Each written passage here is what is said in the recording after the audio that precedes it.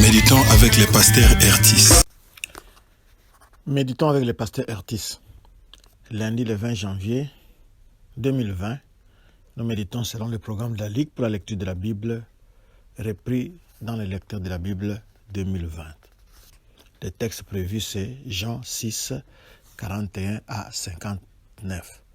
Pour approfondir la méditation, le lecteur a prévu quelques questions, telles que est-ce que ce passage m'apprend quelque chose sur Dieu le Père, Dieu le Fils, Dieu le Saint-Esprit?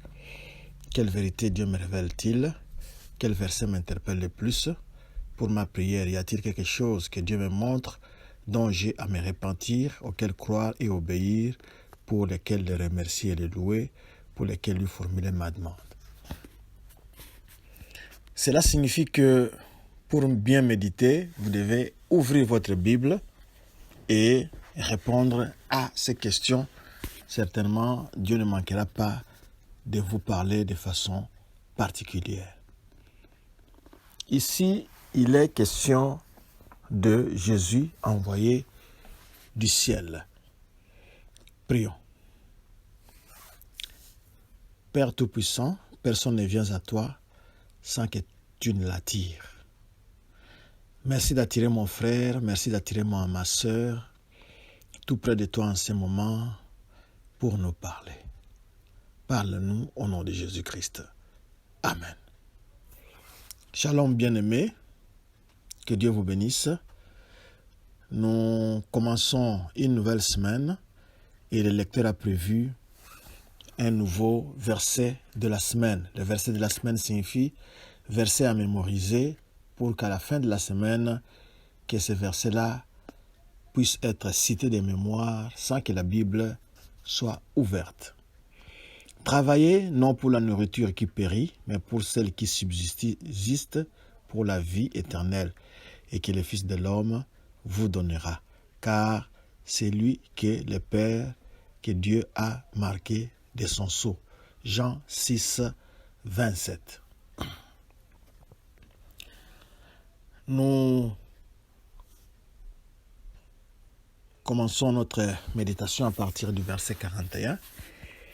De nouveau, les Juifs raisonnent et murmurent parce que Jésus avait dit « Moi, je suis le pain descendu du ciel ». N'est-ce pas ici, disent-ils, Jésus, le fils de Joseph, duquel nous connaissons le père et la mère. Comment donc celui-ci dit-il « Je suis descendu du ciel » Verset 42-43. La vue ne sert à rien, il faut croire. Il voyait en Jésus, le fils de Joseph et de Marie, et non l'envoyé de Dieu. Comme l'aveugle du chapitre 9, il ne voyait pas en voyant charnellement, tandis qu'il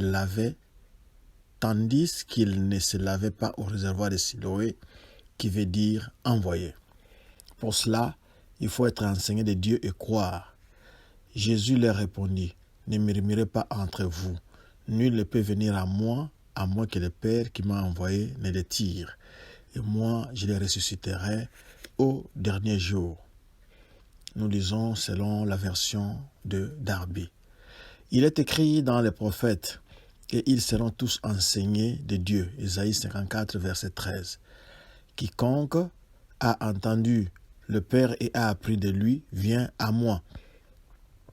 Verset 44 à 46. On voit de nouveau qu'il faut l'intervention de Dieu pour qu'un homme puisse profiter du moyen donné pour le salut.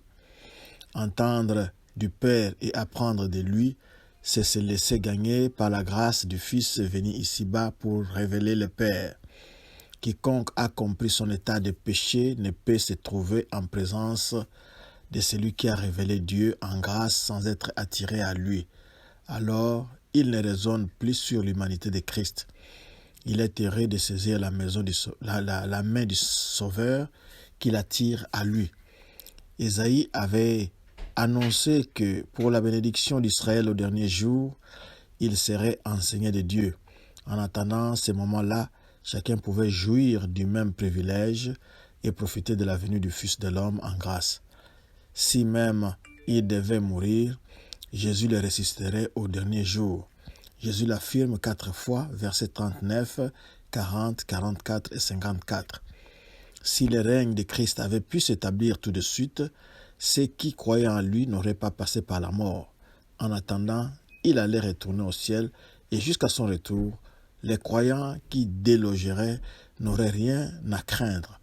Il les ressusciterait pour jouir des choses célestes et glorieuses, infiniment plus précieuses que son règne sur la terre, dont il jouirait également avec lui, associé à lui dans sa position céleste. Jésus affirme de nouveau au verset 47 que celui qui croit en lui a la vie éternelle.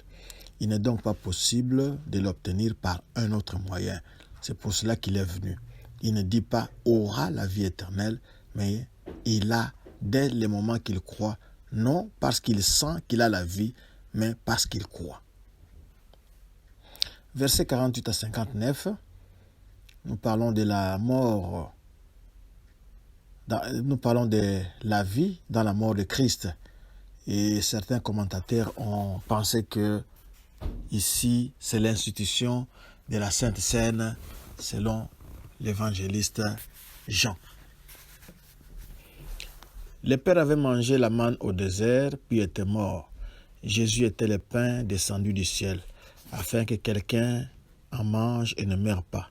Le Seigneur ne se sert plus des expressions « aller à lui, croire en lui », comme dans les versets qui précèdent. Il est dit « manger ». Il était le pain de vie qu'il fallait manger. Moi, je suis le pain vivant qui est descendu du ciel. Si quelqu'un mange de ce pain, il vivra éternellement. Or, le pain aussi que moi je donnerai, c'est ma chair, laquelle moi je donnerai pour la vie du monde. C'est versets 48 à 51. Après s'être présenté ici, bas, comme objet de la foi, il parle de sa mort nécessaire pour que sa venue soit efficace. Car s'il montait au ciel sans mourir et passait par le jugement de Dieu que le pécheur a mérité, toute sa vie ici-bas ne pouvait sauver un seul homme. C'est pourquoi il ne dit plus seulement croire en lui tel qu'il était sur la terre, mais manger sa chair. Or, on ne peut manger un être vivant. Sans sa mort, il ne pouvait être mangé spirituellement, bien entendu. Dans cette mort, l'homme naturel trouva son jugement et sa fin, mais par la grâce de Dieu aussi, la vie éternelle que Dieu ne pouvait donner en laissant subsister le pécheur, l'homme pécheur et ses péchés. Il fallait que le jugement prononcé par Dieu s'exécutât. S'il lui était sur le coupable, c'était la mort éternelle. Pour l'en sauver, Jésus, fils de l'homme, prit sur lui à la croix la condition de l'homme. Fait péché, il porta les péchés. Il subit le jugement qui lui était réservé. Dès lors, la vie, sa propre vie, est la part de celui qui mange sa chair qu'il a donnée non seulement pour la vie d'Israël, mais pour la vie du monde. C'est pourquoi, en contraste avec la manne qui n'avait pas empêché de mourir ce qu'il avait mangé, celui qui se nourrira spirituellement d'un Christ mort pour lui vivra éternellement. Si même il doit déloger, cela ne touchera en rien à la vie éternelle qu'il possède. Le Seigneur le ressuscitera au dernier jour.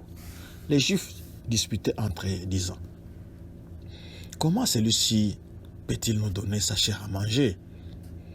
C'était incompréhensible et répugnant pour un Juif que la pensée de manger de la chair, surtout celle d'un homme. Le Seigneur ne cherche pas à les tirer d'embarras. Il affirme la grande vérité qu'il enseignait, dont dépendait le salut de chacun. Il leur dit: en vérité, je vous dis, si vous ne mangez pas la chair du Fils de l'homme et ne buvez son sang, vous n'avez pas la vie en vous-même. Celui qui mange ma chair et qui boit mon sang a la vie éternelle, et moi je les ressusciterai au dernier jour. Versets 53 et 54. Le sang séparé de la chair, c'est la mort. C'est donc d'un Christ mort qu'il faut se nourrir.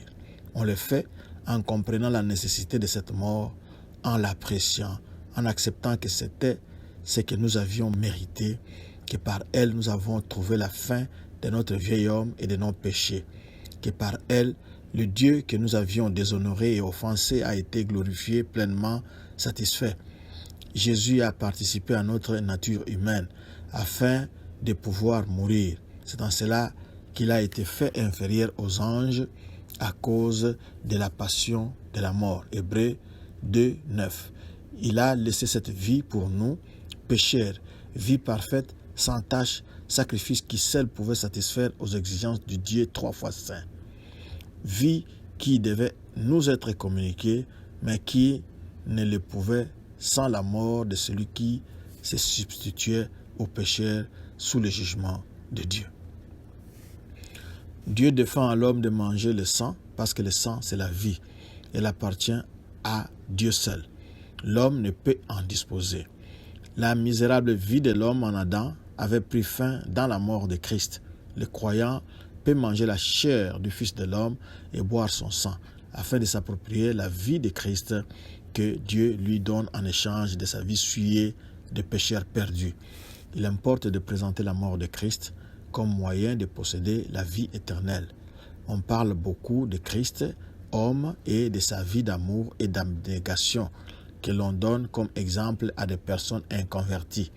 Mais suivrait-elle ces modèles, ce qui est impossible sans la vie divine, que jamais elle ne posséderait la vie qui ne s'obtient que par la foi en un Christ mort. Vouloir imiter Christ sans le posséder comme vie, c'est méconnaître la ruine absolue de l'homme pécheur et le jugement qu'il a mérité. Le Seigneur enseigne dans la suite que non seulement il faut manger sa chair et boire son sang pour avoir la vie, mais que par là aussi, l'aliment de ceux qui la possèdent, comme l'Israélite devait se nourrir de l'agneau de Pâques dont le sang l'avait mis à l'abri du jugement. Car ma chair est en vérité un aliment et mon sang est en vérité un breuvage. Celui qui mange ma chair et qui boit mon sang demeure en moi et moi en lui. Comme le Père qui est vivant m'a envoyé et que moi je vis à cause du Père, de même celui qui me mangera, celui-là aussi vivra à cause de moi. Versets 55 et 57. Celui qui se nourrit de Christ possède la vie en commun avec lui, puisqu'il est sa vie, de la même manière que la vie de Christ est inséparable du Père. La vie du chrétien est ainsi un don merveilleux qui fait apprécier la grâce de Dieu et son amour manifesté en Christ, en échange de sa misérable vie de pécheur perdu, aboutissant à la mort éternelle. C'est ici le pain qui est descendu du ciel, non pas comme les pères mangèrent et moururent, celui qui mangera ce pain vivra éternellement. Verset 58. Ce chapitre nous présente donc Jésus comme le Fils de l'homme, pain de Dieu descendu du ciel pour donner la vie au monde. En contraste avec la manne qui n'avait fait qu'entretenir la vie du peuple pendant quelques années, puis la mort du Fils de l'homme, véritable Pâque dont le croyant se nourrit pour vivre éternellement. Au chapitre 5, Jésus est le Fils de Dieu qui donne la vie à qui il veut. Ici, il est le Fils de l'homme qui meurt pour donner la vie éternelle. Êtes-vous prêt à accepter ce Jésus qui est le véritable pain descendu du ciel et qui donne la vie éternelle? Si c'est votre désir, prions. Seigneur Jésus, merci d'avoir quitté ton confort au ciel et être descendu pour me racheter. De moi-même, je ne pouvais rien. Merci d'avoir pris ma place à Golgotha. Je t'accepte dans ma vie. Prends la première place. Remplis-moi de ton Saint-Esprit. Merci pour le pardon des péchés que j'obtiens. Merci, ô Seigneur, parce que tu m'as attiré à toi. Maintenant, je suis un enfant de Dieu. Gloire à ton Saint-Nom. Amen. Notre adresse, Doxadeo Lushi sur Facebook, Doxadeo Lubumbashi sur Twitter et YouTube et www.églisedoxadeo.com, c'est notre site internet. Shalom.